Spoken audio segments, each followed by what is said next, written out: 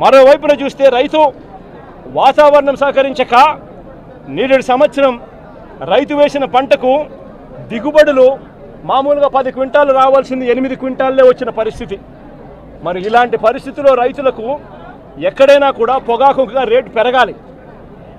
కానీ రైతు కర్మ ఏమిటి అంటే చంద్రబాబు నాయుడు ముఖ్యమంత్రి కావడం, దాని దెబ్బకు రేట్లు గత సంవత్సరం 366 రూపాయలు కేజీ ఉండాల్సింది ఇంకా పెరగాల్సింది పోయి ఏకంగా 200 రూపాయలు కూడా రైతులకు గిట్టుబాటు కాని పరిస్థితిలో ఈరోజు రైతులు అమ్ముకుంటా ఉన్న పరిస్థితి ఈరోజు కనిపిస్తూ ఉంది.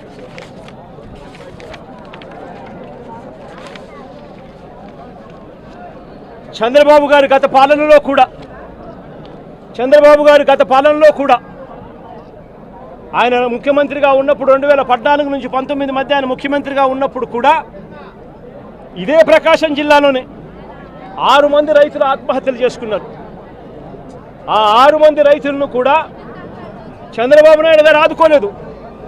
మళ్ళీ వైఎస్ఆర్సీపీ ప్రభుత్వం వచ్చిన తర్వాతనే ఆ 6 మంది రైతులకు కూడా ప్రభుత్వం తరపున వాళ్లకు పరిహారం ఇచ్చి ఆదుకున్నది కూడా వైఎస్ఆర్సీపీ ప్రభుత్వమే అప్పట్లో. మళ్ళీ ఈరోజు చంద్రబాబు నాయుడు గారు ముఖ్యమంత్రి అయ్యారు. ముఖ్యమంత్రి అయిపోయిన సంవత్సరం తిరక్క మునిపే ఇదే జిల్లాలో మళ్ళీ 2 ఆత్మహత్యలు నమోదయ్యాయి. ఒకటి పర్చూరులోను, ఒకటి కొండేపిలోను. చంద్రబాబు నాయుడు గారు చేస్తూ ఉన్న అబద్ధాలకు మోసాలకు బలైపోయిన రైతుల పరిస్థితి మీ అందరికీ గుర్తుండే ఉంటుంది. మొన్న మిర్చి అప్పుడు కూడా ఇదే మాదిరిగానే డ్రామా చేశాడు. మిర్చి పంట 11,781 రూపాయలు కొంటానని చెప్పి ఇదే పెద్ద మంచి చంద్రబాబు నాయుడు గారు మిర్చి రైతులు గొడవ చేస్తే కొంటాను అని చెప్పాడు. నేను అడుగుతా ఉన్నా, ఎన్ని కేజీలు కొన్నాడు అని, ఎంతమంది రైతుల దగ్గర నుంచి కొన్నాడని.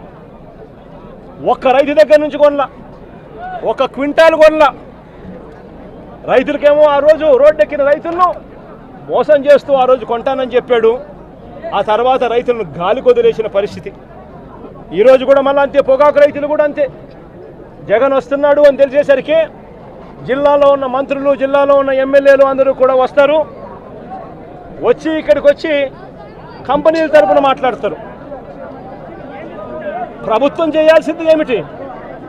ప్రభుత్వం ఎందుకు మార్కెట్ని యాక్టివేట్ చేయడం లేదు? ప్రభుత్వం ఎందుకు ఆక్షన్ హాల్లో పార్టిసిపేట్ చేయడం లేదు? ప్రభుత్వం ఎందుకు పోటీ పెంచడం లేదు?